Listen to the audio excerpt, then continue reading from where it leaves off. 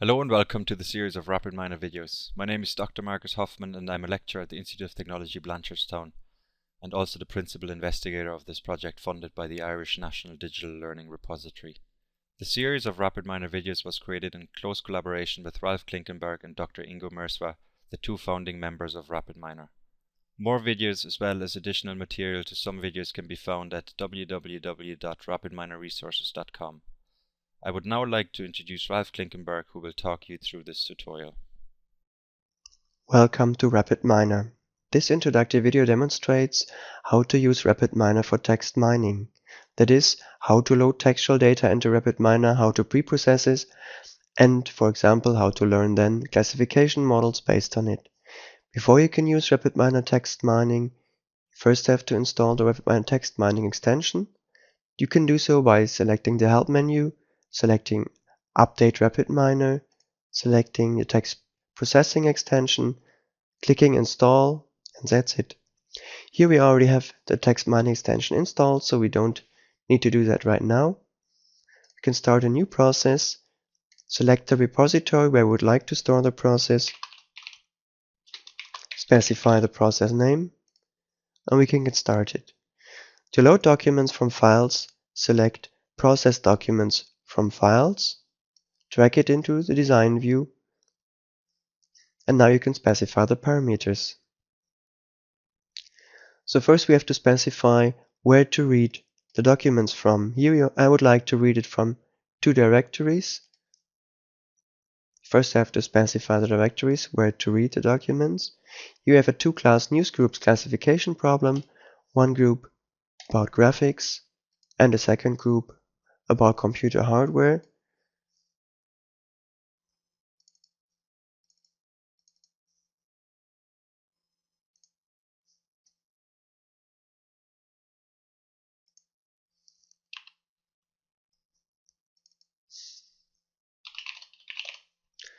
Now we can also give internal names to those groups, and then we're done.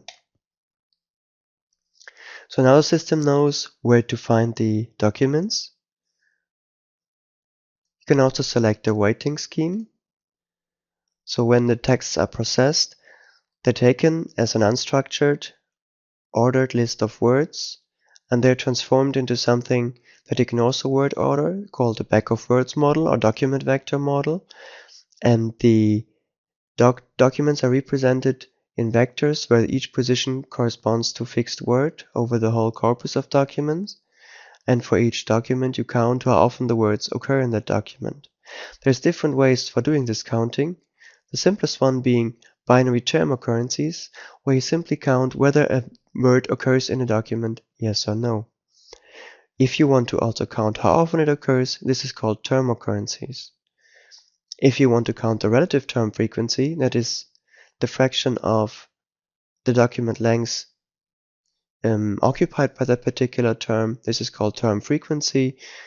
And the most advanced scheme is called TF-IDF, which stands for term frequency inverse document frequency. So the term frequency is computed as before. It's the fraction of the document made up of this particular word. So the higher the term frequency, the more often this word occurs in this particular document, the more characteristic is this word for the document. So the higher the weight should be.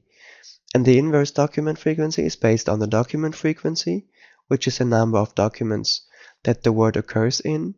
And if it occurs in too many documents, it's not so characteristic anymore. So the inverse document frequency, that is 1 divided by the logarithm of the document frequency, is taken as a factor to downweight words that occur in too many documents. So now that we described what happens to the documents, in the loop, like where they come from and how the vector creation should be done, we also have to tell which steps to do inside the loop. So I double click on this operator, move to its inside, and specify, well, these documents should be tokenized. That is, the text should be cut into individual terms or words.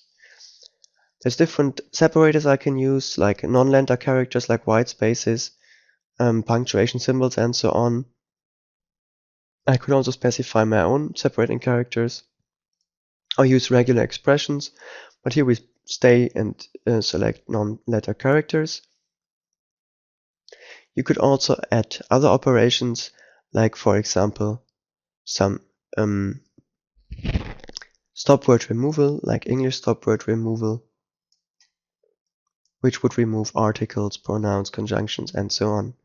So now, if I go up again, this is the first text mining process.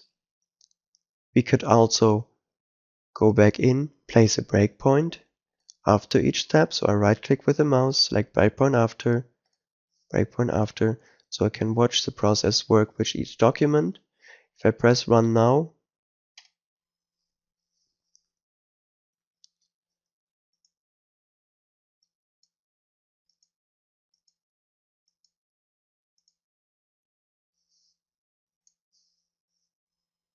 so if I press run now and look at the tokenized documents, I can see the original text here at the bottom, and I can see how it looks like after the terms have been extracted, and whenever the color changes, it's the next word.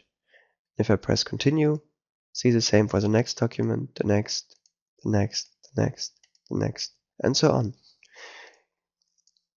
So if I now remove the breakpoints again, the process will run to the end, and I can see the complete word list, that is a list of all words occurring in all documents, and I also see the document collections.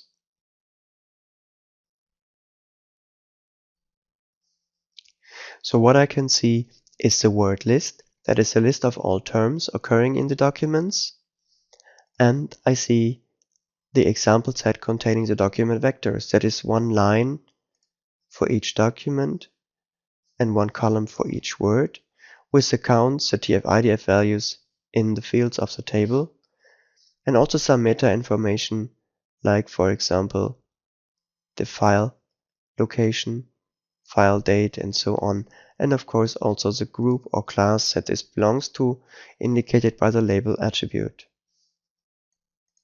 If you now would like to generate a classification model based on this data, you can go back here, go to this super process, select the classification model,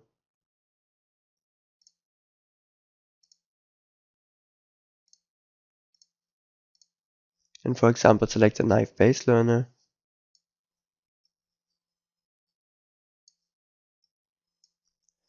And this would then automatically learn a text classification model in the form of a Bayesian model to separate between the two classes, graphics and hardware. And looking at the distribution model, you could, for example, look at individual words and select particular words like, for example, graphics.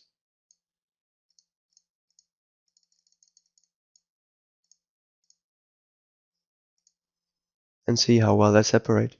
In that case, you see that graphics documents have, on average, a higher TF-IDF value for this particular word than the hardware documents, but it might be the other way around for other words. If you would like to apply the same text classification model to other new documents, you would have to use the same text preprocessing, and you would have to reuse the word list generated by this process to make sure that training and test data have the same format. But this would be a topic of a more advanced video. Thanks for your interest. For further information on RapidMiner, please go to www.rapidminerresources.com or www.rapid-i.com. If you are interested in upskilling, please go to www.itb.ie, where you will find more information about our distance learning MSc in computing science, in business intelligence and data mining. Many thanks to the Irish National Digital Learning Repository for funding this video.